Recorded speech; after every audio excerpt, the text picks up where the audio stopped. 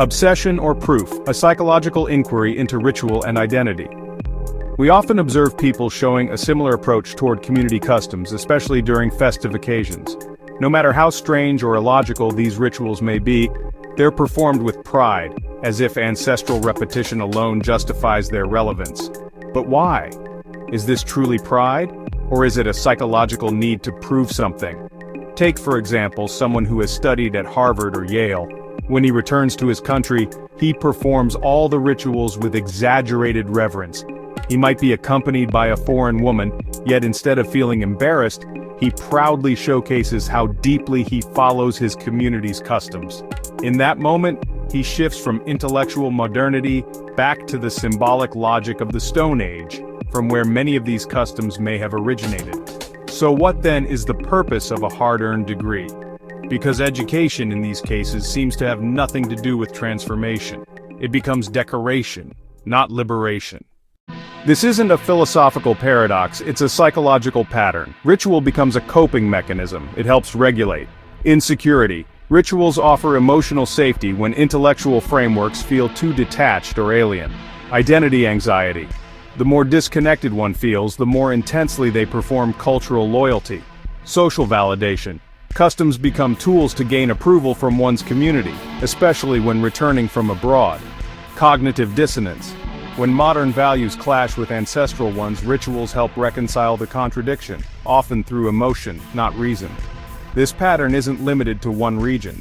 In Africa, tribal princes, some educated abroad, still perform ancestral rituals with fervor.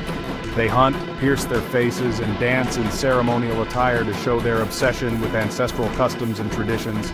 These acts are not private, they are public performances of identity, defended as cultural pride.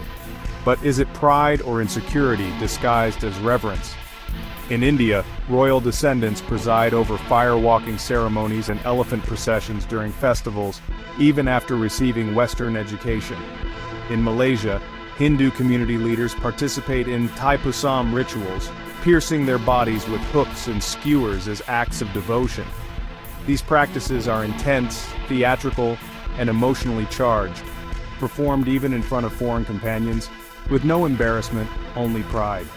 Even in the Amazon, tribal leaders educated abroad return to perform ayahuasca ceremonies and spirit dances, not just for spiritual reasons, but to assert indigenous sovereignty and emotional continuity.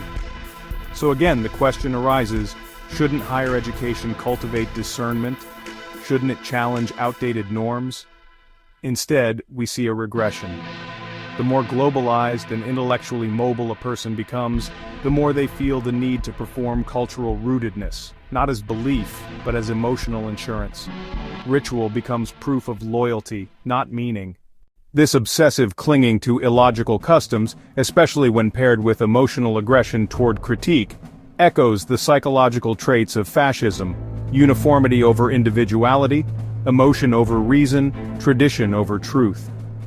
Wherever they go, they carry not culture but cultural absolutism. It's not love for country, it's fear of losing control over identity. So we must ask, is ritual a refuge from the fragmentation of modern identity, or is it a rehearsal, a performance meant to reassure others and oneself that identity is intact?